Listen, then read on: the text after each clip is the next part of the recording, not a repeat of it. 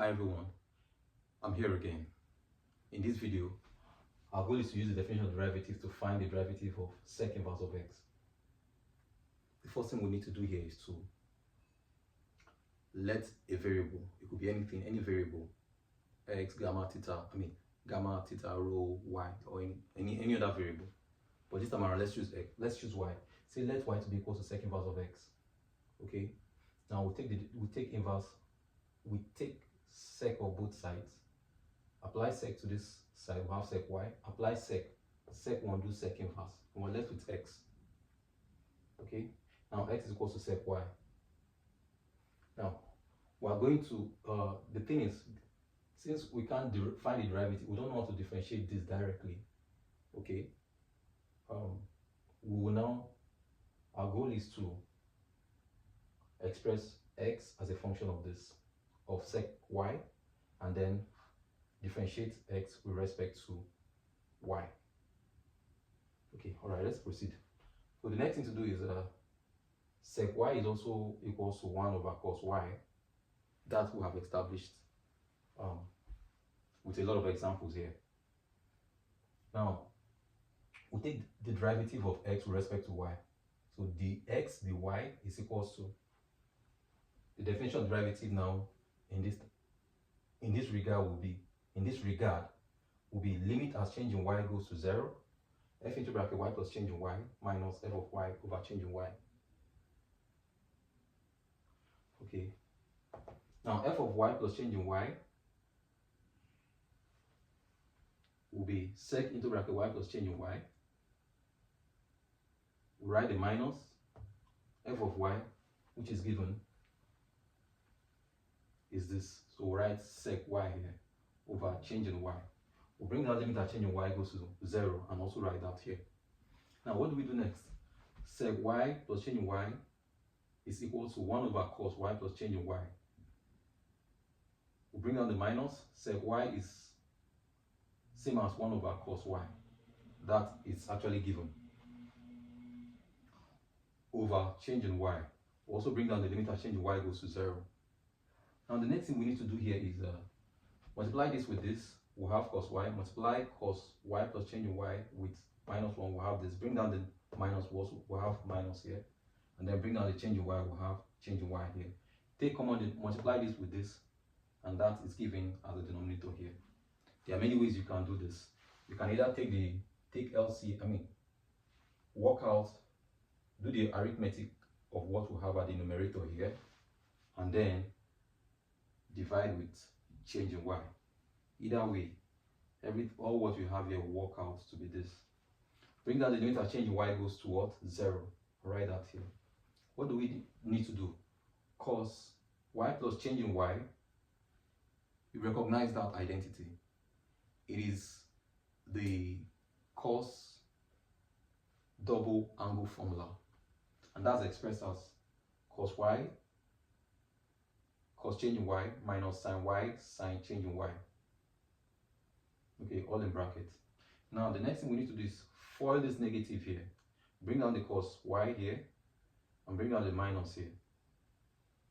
The denominator remains the same. Also write that here. Bring down limit of change in y goes to 0. Also write that here. What do we need to do? Take a look. We'll have cos y here and we'll also have cos y here. But before we do anything to that, distribute this negative into this, to what we have in the bracket here. When we do that, we'll have all of this term here will be negative, and then this negative here, minus here, we'll multiply with plus, and we'll multiply with minus, and we'll have plus here. Now, factor out cos minus cos y from this. Okay, we'll have cos y here, we'll have cos y here. Factor out minus cos y. When we do that, we'll have minus cos y, cos change in y minus 1. You may also want to first factor out cos y first, and you see that here. And we'll have 1 minus cos change in y, okay, into bracket, plus sin y times sin change in y. So when you factor out negative now, you now have minus cos y out here. Now, what we need to do here, right from here, is to set sine y over changing y. Over changing y is an identity we know, and we know the value. And cos changing y minus 1 over changing y is an identity we know, and we also know the value. So when we do that, we put this denominator here and factor out cos y plus changing y times cos y out. We'll have this expression here. 1 over cos y times cos y plus changing y into brackets minus cos y into bracket cos changing y minus 1 over changing y minus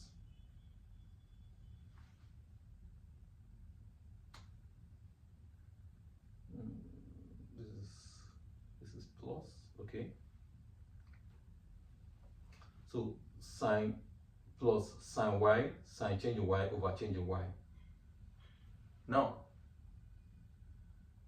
you recognize this sine y over changing y is an identity and it's equal to 1. Cos y minus 1 over changing y is an identity which is equal to 0. So all of this multiplies and works out to be 0. When I multiply this with this part, all that works out to be 0. And when I work out this side, I will be left with sine y, because sine y will multiply with 1. We're left with 1. We're left with sine y. So multiply sine y with what we have here, and that will work out to be equal to this 1 over cos y, okay, cos changing y over times sine y over what? 1. You may want to ask, what we had here was changing y. Why do we have just y here at the denominator? The reason is not far-fetched. From here, when we take limit as changing y goes to 0, this will remain, cos y will remain. As changing y goes to 0, all of this expression becomes what? Cos y. So that's what we have. That's why we have just cos y here. Okay. We also apply limits here in this side of the equation. Okay. Already this works out to be equal to 0. So all of this dies. Okay. In the limit as sine y over changing y goes to 0, all of this works out to be 1. So all of this expression follows. Now what do? Sine y over cos y here is equal to tan, and 1 over cos y here is sec y. Now from here, we can see that what we have is the x over the y, but we're looking for the y dx. So we take reciprocal of both sides, and when we do that, we'll have the y dx is equals to 1 over sec y times 1 over tan y. So from here, what do? We go back to what we were given. Sec y is equals to 1, is equals to what? Is equals to x, and it's also equals to 1 over cos y. So with this information, I can draw a right angle triangle, okay, where that represents this. That represents 1 over cos y is equals to x, and use that information to get all of what I need to have for sec y and tan y. So cos x equals 1 over cos y can be written as cos y is equals 1 over x,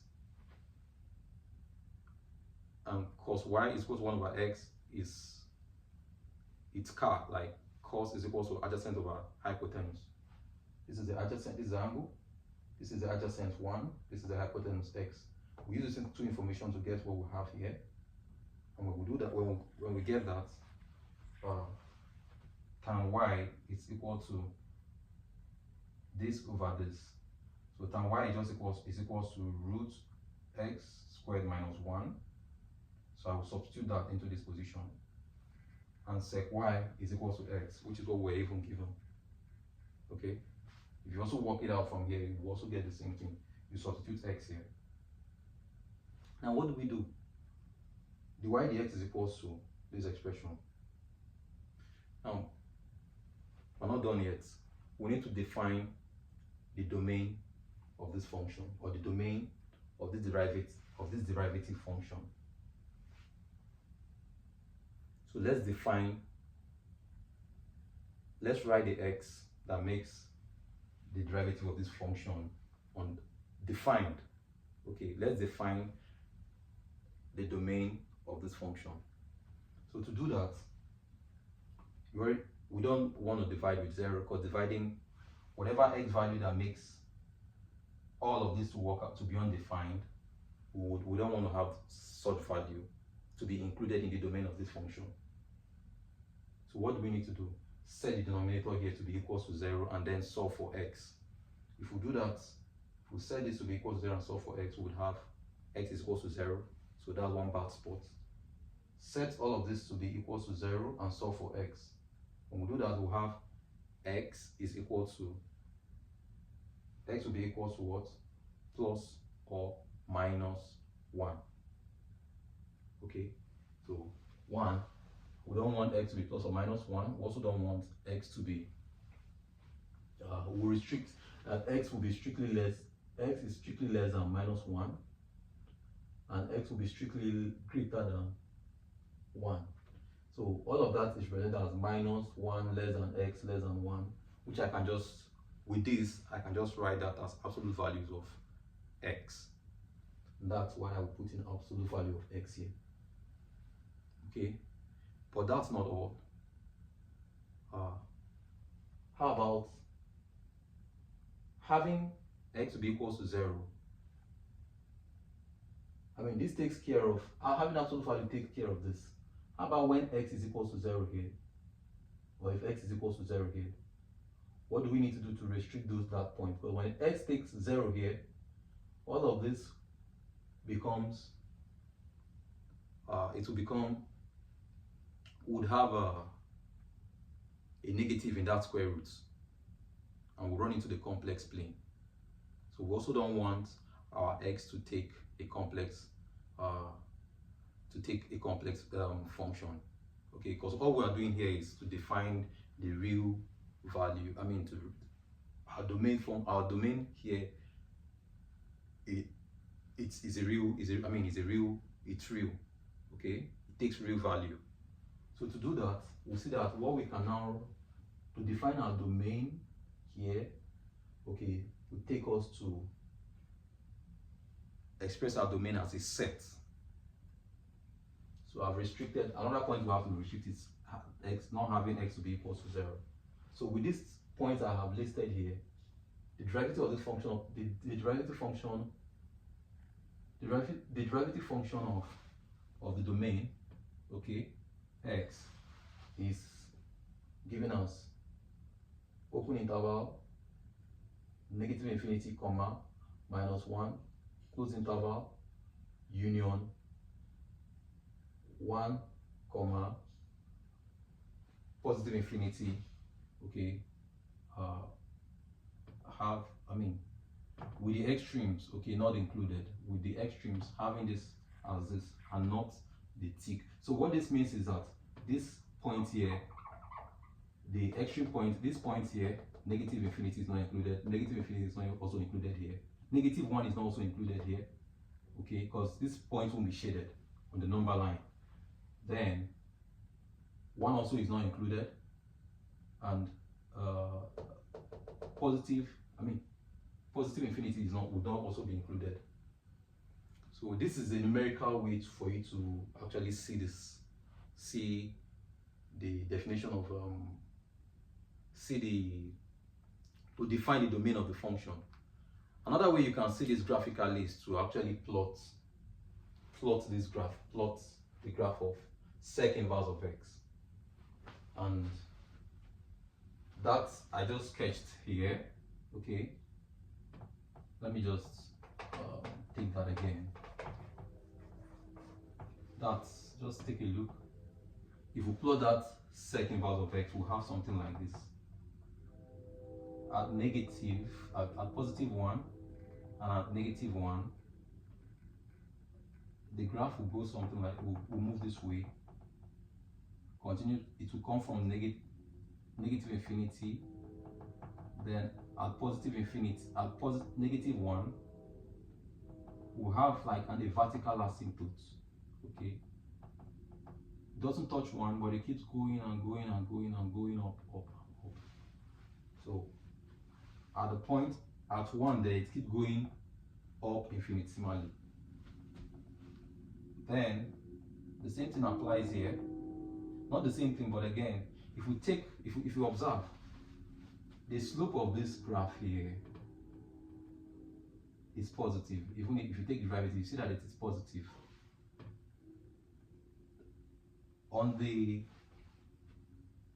So this spot here, we don't want to shade.